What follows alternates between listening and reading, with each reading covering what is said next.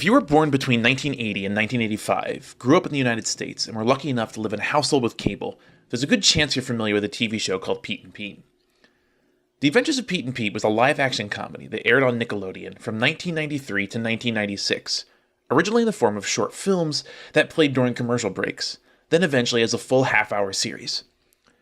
It was on during something of a creative renaissance for Nickelodeon, as the network moved from licensed content, much of it imported from overseas, increasingly into original programming, and in the process started creating a unique brand and voice that, in some way, carry through to the present day. But more on that later. The show followed a pair of brothers, both named Pete, who lived in the town of Wellsville with their mother, father, and friends and cohorts. Each episode detailed a particular small-scale adventure in the life of the Wrigley family, but almost always in the form of something that would be directly relatable to a child. There were episodes about the end of summer vacation, staying up late, going to a school dance, but almost always with a unique, borderline surrealist twist. The episode about summer vacation, for instance, revolves around the brothers' attempt to uncover the identity of their neighborhood ice cream man, Mr. Tasty, who always concealed his face inside a giant foam rubber ice cream cone. Even, the episode reveals, when he's not working.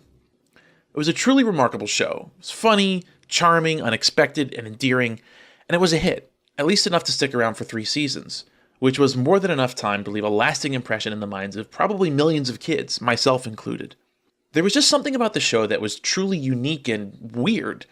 As a kid growing up in suburban New Jersey, in a town that was not that different from the one where the Wrigleys lived, seeing this show felt like being struck by lightning. There were tons of shows marketed at me, pushing toys, or trying to educate me about the world, or just entertain, but none of them connected with me to quite such an extent. This was a show that felt made exactly for me. It spoke to me in a way that I wouldn't understand for years. Frankly, not until my childhood was decades behind me and I had kids of my own. So I spent a lot of time thinking about just why this show resonated so deeply with me. There was so much about it that was unique, from the kitschy Leave It to Beaver meets The Simpsons humor, to the way it blended kid-friendly slapstick with deeper cultural references to film noir or Eisenhower-era safety videos, to the unusually complex sound and visual design. Even the opening theme is unusual. It's this incredibly catchy garage rock song by a mostly fictional band called Polaris, which featured people from the early 90s indie and college rock scene. It's just terrific. But what I actually think it comes down to is that The Adventures of Pete and Pete, more than perhaps any other show before or since, captures not just the experience of being a kid, because lots of shows do that, and well, but more specifically what it's like to actually inhabit the worldview of a child, to occupy that weird mental space of adolescence with all its fear, uncertainty, joy, horror, and just uncanny fascination with the strangeness of the world. So over the next few minutes, I'm going to make an attempt at breaking down exactly how the show does that, why it resonated with so many people, and maybe most importantly, what it can tell us about how children and adults see the world. So, Polaris, take it away.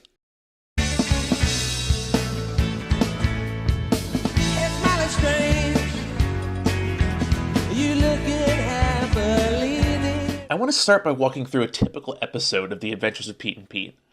Specifically, The Nightcrawlers, the 3rd episode of the show's first season. Airing in 1993, the episode follows the younger Pete, called Little Pete within the show, he's 10 years old, as he attempts to stay up past his bedtime, entering into a battle of wills with his mother in the process. Like most episodes, the show is narrated by the older Pete brother, Big Pete, who is about 16 or so.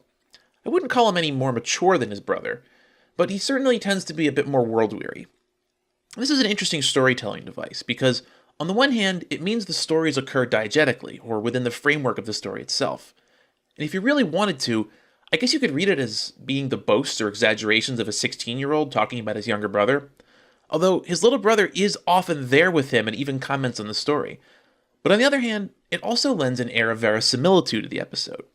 We're hearing about it all from a teenager, and the show was made at least nominally for kids.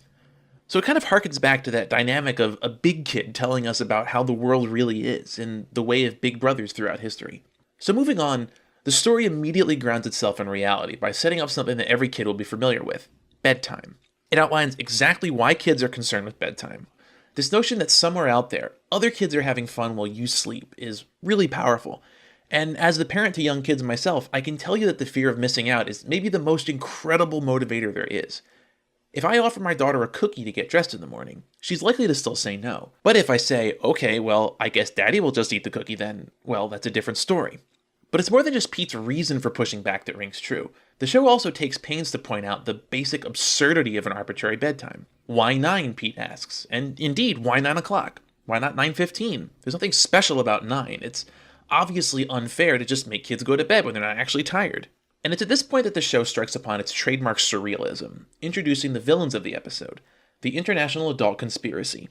They're a sort of ad hoc group dedicated to keeping kids down, and they're composed of all the adults in the world, including Pete's mother and father. There's two really important things going on here that I want to focus on. One, this is just a standalone concept within this particular episode. The IAC is neither a recurring villain or the bad guys of the series. Each episode did this to some extent. It introduced a concept or character or a group that you would assume would have ramifications throughout the entire series, but it doesn't.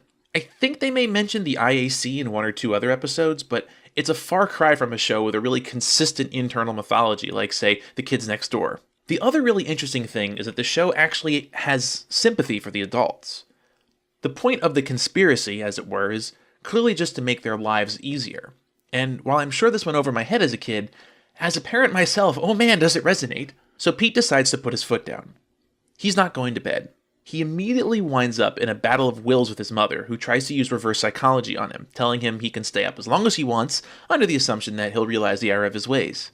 But in typical kid fashion, Pete just keeps his eye on the prize and says, actually, yes, he'll stay up all night. Pete and his mom keep pushing each other until finally, Pete declares he's going to break the world record for staying up, 11 days in a row. Not just defying his own bedtime, but in effect, attacking the very concept of bedtime. And let me pause here for just a moment to mention how well the show portrays the sort of kid argument logic going on here. When a kid says they want something, it really doesn't matter about the feasibility or rationality of it, they just stay completely focused on it. They haven't learned, like adults have, to temper their desires within the bounds of rationality. In my case, that's manifested as our older daughter demanding to literally travel across the country to go to a playground we once visited while we were traveling. As an adult, your inclination is to try to appeal to logic in kids, but this really doesn't work because they'll take any opening or concession as an opportunity to double down. If I were to tell my daughter, okay, we're going to go to that playground, it's going to be a 14-hour trip, she'd say, okay. Kids want the thing they want, and nothing will dissuade them, at least apart from something else that they want more. So with the stakes established, the show introduces its supporting cast, a group of Pete's friends, including Mort, Stan, Pink Eye, Natasha, and Purvis, all of whom will be defying their parents by staying up too. The show also reacquaints us now with little Pete's best friend, Artie, the strongest man in the world. A side note about Artie, though. Artie, as portrayed by genius character actor Toby Huss, who you might recognize from shows like *Halt and Catch Fire* and *King of the Hill*, is clearly just an adult man wearing long underwear. The show posits that he has superpowers, that he is literally the strongest man in the world, but it never actually shows us anything particularly super. There is this kind of offhand reference to Artie showing them how to skip pebbles off of Venus, but it's not like you actually see that. You just kind of see him throwing a rock. Really, for the most part, he just sort of jumps around gawping and acting weird and being generally and weirdly supportive.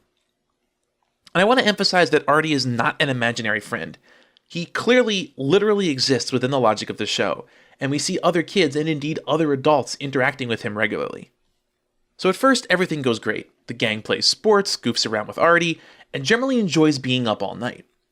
And as a kid, I remember this part really speaking to me, because there's something magical about being awake when nobody else is, and anything you do in that time takes on an almost otherworldly character. I personally grew up in the age of telephone bulletin boards and text-based internet, and as a kid who was privileged enough to have a hand-me-down computer in his room, I would spend nights huddled over the computer in the dark, posting secretly on Usenet about movies and TV, quietly typing away, green text on a black screen, muffling the sound of my typing with a blanket over my hands. And in a way, the show captures that sense of magic, of isolation, of like inherent adventure that you feel as a kid up past your bedtime. But back to the plot. They lose their first kid, Purvis, on the first night, when he can't stay up and dozes off. But so far, the kids are winning, and the show goes out of its way to show us the parents are panicking about this, which I remember really getting a kick out of as a kid. Here was a glimpse into the secret lives of grown-ups, upset about something so basic as kids not going to bed. I mentioned earlier that Pete and Pete was part of a general trend of Nickelodeon creating a brand voice for itself. And I remember reading that one of the central tenets of this brand was to play up the kind of competition, the battle between kids and parents. And you definitely see that coming into play here. So at this point, we find out some fun tidbits about the tactics the kids use to stay up. One of them eats a ton of candy, one of them pulls on her pigtails so hard that her eyes can't close, one of them looks at the sun to make herself sneeze.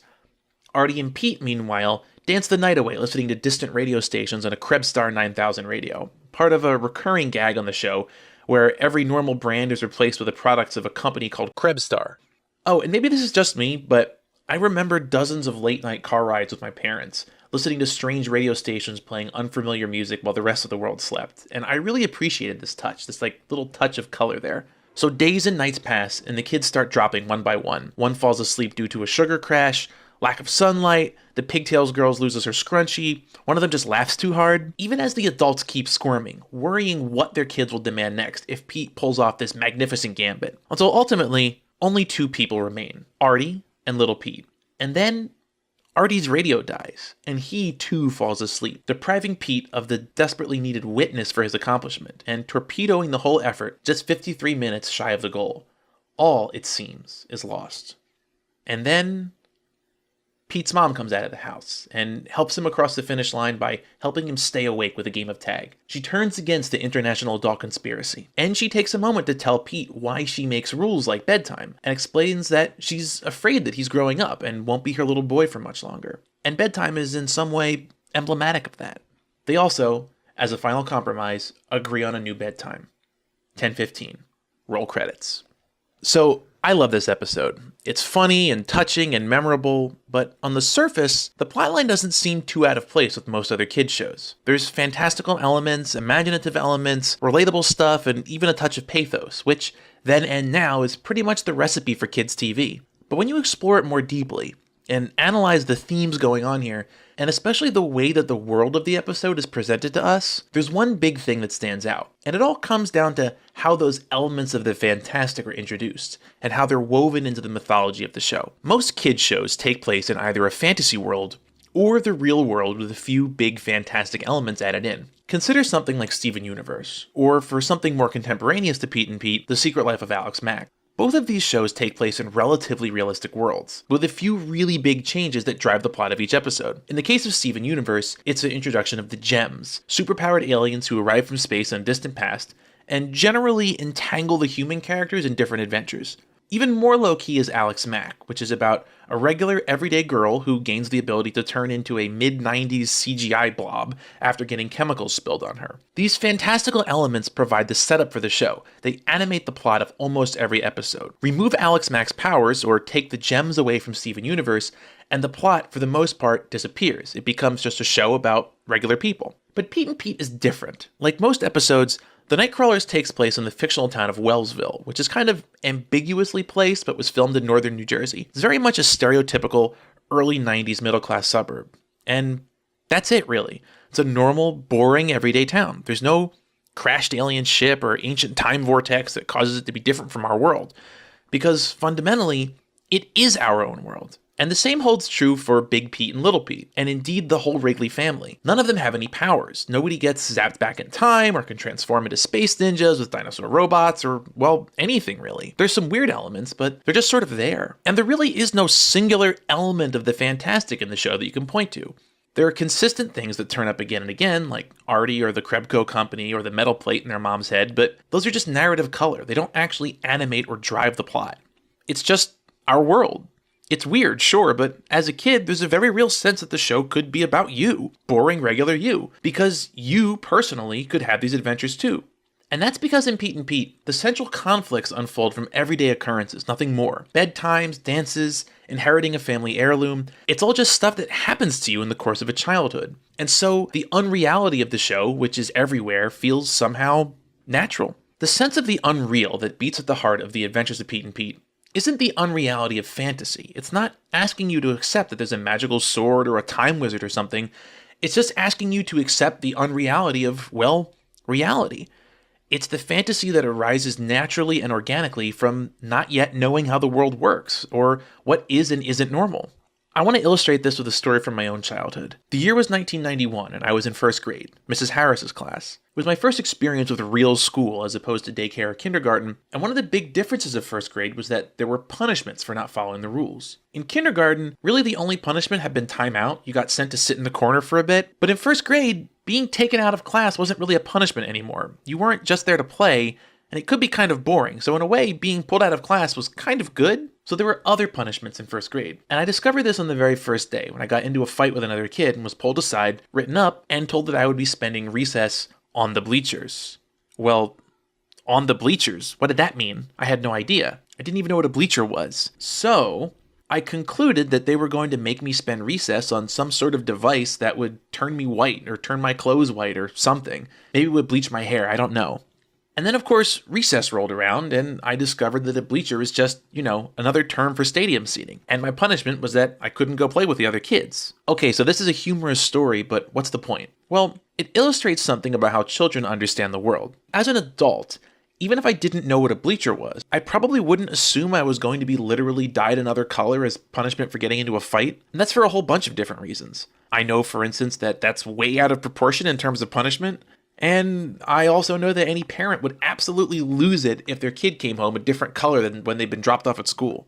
See, even just apart from having additional knowledge, an adult can intuit things about the likelihood of an explanation in a way that a child simply can't. You don't just know whether something is true, but whether it's likely. And this is something that children struggle with, since they know less about the bigger picture and the reasons that things happen, and the context that they happen in. They're much more likely to interpret the world in a way that, for an adult, would seem instantly irrational. But The Adventures of Pete and Pete mines this same misunderstanding, or in a way, heightened context-free understanding, to set up an episode like The Nightcrawlers. Because at the heart of the episode is a very real truth. Parents do want their kids to go to bed at a certain time, and it is often very arbitrary. This is utterly commonplace and normal to an adult, but for a kid, well, it can seem quite sinister and coordinated. And in a way, they're not wrong. It is coordinated. Parents really do talk to each other all the time. And we do share strategies for manipulating our kids and making them act a certain way. Heck, there's even seminars you can go to. So the show isn't even really exaggerating anything. It's just erasing the context that you have as an adult, and which makes it seem totally normal and unremarkable for grown-ups to share parenting tricks and coordinate. Again, it's not even surreality. It's more a sort of hyper-reality, taking things naively at face value and allowing the basic inherent strangeness of our everyday world to come through unvarnished. Pretty much every single episode of The Adventures of Pete and Pete is based around this notion. It takes something that seems weird or interesting or unusual to kids and it says, well, that is a bit weird, isn't it? In the summer vacation episode, where the kids are trying to uncover the identity of their masked ice cream guy, well, there really are people who do have to go out and do their jobs in big foam rubber masks, and yeah, that's pretty weird. Now, as an adult, you can look at that person wearing a mask all day and say, well, it's just a job. There's probably some marketing reason for it. But that doesn't actually make it not strange, does it? It's just a weird thing that we've become accustomed to encountering. This happens again and again, whether it's barbers who won't talk to you, a bus getting stuck at a red light, turning the clock back by an hour, or even your friends taking part in the weirdly quasi-religious culture of organized sports. All these things are weird once you remove the context that explains them. And this, more than anything else, this lack of context, this dogged stubbornness to take the world at face value, is how The Adventures of Pete and Pete simulates the way that kids see the world. It doesn't dumb anything down or simplify it or obfuscate things. It just takes things as they are. Yeah, the world is strange. We as adults have just kind of forgotten that. And this is the part of the video where I start talking about parenting. I have 2 young daughters, and one of the most striking things about being a parent is just how smart kids are. Like, I'm not talking about opening doors or finding things we've hidden, although they can do that, but they're observant. They notice when things change, much more so than adults do usually. And because they don't have the weight of adult context, which tells us that everything is very boring and very normal, they tend to see a wonder in things that adults overlook. Just the other day, we were walking through a parking lot, and my older daughter noticed a radio antenna topper that was like bright pink, and she stood there in absolute awe of this thing that I would not have even noticed was present. But the flip side is also true. Kids don't know when they're supposed to be shocked by something, because literally everything in the world is shocking to them. To our 3-year-old, going for a hike and coming across a big pile of leaves is no less shocking than if a volcano suddenly showed up in our backyard. For all she knows, volcanoes in backyards might be really common, and piles of leaves might be really rare. And this also means that there can be a mismatch of expectations when you're trying to show your kids something. If you try to get a little kid to hike up a mountain, they're going to stop every 15 feet to look at a stump or a mushroom or a squirrel, because all those things are almost as amazing to a kid as whatever shocking panorama you brought them there to see. Discovering the context of the world can be a wonderful thing. Some things really are rare, and sometimes it's only when we realize how rare something is that we're able to properly appreciate it. But on the other hand, there's something magical about how kids see things, isn't there? How every school dance or road trip or family hand-me-down or new friend is a source of wonder and amazement and joy. And there's this sense that anything could happen because you haven't learned yet that it can. More than anything, this, I think, is why The Adventures of Pete and Pete has stood the test of time and been such a bright, sharp line in the lives and minds of the kids who grew up with it. It really got you. It understood. And it's worth pointing out that this wasn't really an accident. I mentioned earlier that Pete and Pete came on the air during a period of experimentation for Nickelodeon, an early foray into original content. Well, when Nickelodeon was building out that early crop of shows, they tapped some pretty non-traditional people. In the case of Pete and Pete, that was Will McRobb, Chris Viscardi, and Catherine Diekman. McRobb and Viscardi were members of the promo department at Nickelodeon's Nick at Night division, while Diekman was an independent journalist who wrote for The Village Voice. Working together and drawing from Manhattan's independent artist scene, they brought along their weird friends, from the members of Miracle Legion, who rebranded themselves as Polaris for the show, to a whole host of, at the time, lesser-known actors and musicians, from Iggy Pop and Steve Buscemi to Michael Stipe, Janine Garofalo, LL Cool J, and Chris Elliott. This wasn't children's programming copied and pasted from a template. It was weird, dangerous, and inspired. Here's McRobb speaking about the sensibility that they brought to the show. "We really believed in Nickelodeon. And at the time, it was designed to be the anti-Disney. Disney was about a certain way of looking at childhood, and Nickelodeon was trying to capture what was a little more real about being a kid. And I think that approach really shows, both in the attention to detail. Consider this throwaway gag from Nightcrawlers, which perfectly evokes both the boredom and strangeness of charts and statistics, and the sheer affection for the eye of a child. My oldest daughter is getting to be old enough now to enjoy the same media that I did growing up, and we've already bonded over some music, books, and toys that I once loved. And I hope one day we can sit down and watch The Adventures of Pete and Pete together too. I'd love to see that same resonance captured in her eyes, of seeing the way that she sees the world repeated back to her. I showed her a few episodes of Pete and Pete while I was preparing to make this video, and she enjoyed it and watched it, but then kind of lost interest. And I mean, she's 3, so that's not too surprising. But after all, the world, to her, is still a land of bizarre everyday adventures, where the commonplace still seems incredible, and the mundane still seems fantastical. She doesn't need a TV show to tell her that. But for people like me, 35 with 2 kids, and now, finally, pretty certain about just what bleachers do, well, we can still benefit from being reminded every now and again that we live in a pretty strange time and place. I feel pretty lucky to have never lost sight of that, and I'd like to think that my time spent with the Wrigley brothers, Big Pete and Little Pete, played some small part. Thanks for watching.